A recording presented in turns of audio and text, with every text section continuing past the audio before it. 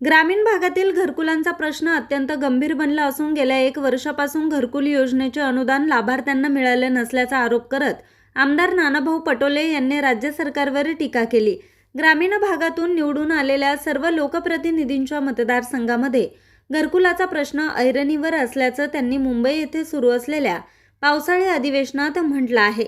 सरकारकडून घरकुल योजनेसाठी निधीची कोणतीही कमतरता नसल्याचं वारंवार सांगितलं जात असलं तरी प्रत्यक्षात लाभार्थ्यांना अनुदान मिळत नसल्यानं अनेक गरीब कुटुंबांची आर्थिक कोंडी झाली आहे। घरकुल बांधकाम पूर्ण करण्यासाठी लाभार्थ्यांना खासगी खर्चाचा किंवा कर्जाचा आधार घ्यावा लागत असून त्यामुळे त्यांच्यावर कर्जबाजारी होण्याची वेळ आली आहे।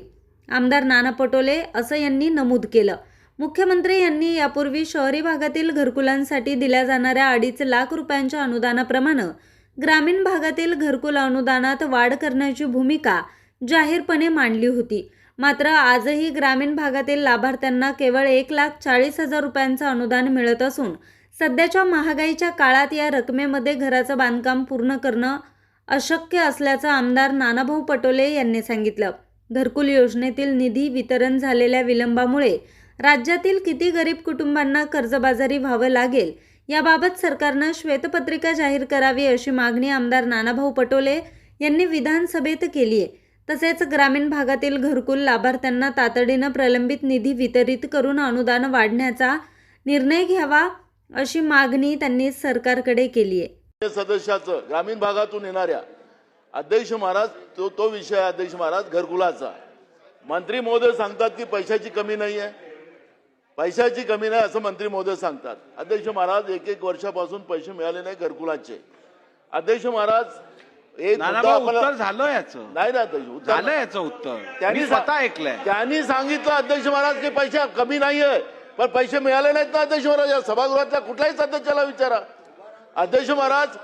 त्याप्रमाणे आणि माननीय मुख्यमंत्र्यांनी सांगितलं होतं अध्यक्ष महाराज, माननीय मुख्यमंत्री मोदयांनी सांगितलं होतं की जसं शहरी भागामध्ये आम्ही 2.5 लाख रुपये देतो त्याप्रमाणे ग्रामीण भागामध्ये सुद्धा पैसे वाढवून देऊ अशा पद्धतीची भूमिका मांडली होती अध्यक्ष महाराज।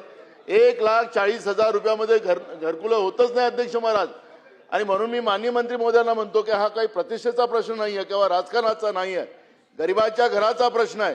आणि म्हणून याला राजकीय आम्ही इतके बांधले तितके बांधल्यापेक्षा आम्ही किती गरिबांना कर्जबाजारी केलं या प्रकरणामध्ये, या घरकुलाच्या याच्यामध्ये त्याचा आता तुम्ही विचारा ना सगळ्यांना। सुधीर भाऊ ठीक आहे मंत्री महोदय, म्हणून श्वेतपत्रिका जाहीर करा म्हणून सांगितलं। समजला मंत्री महोदय, या संदर्भात आपण उत्तर दिलेले आहे तरी मी आपल्या न्यूज रिपोर्टर चेतन समरीत, आज 24 तास, भंडारा।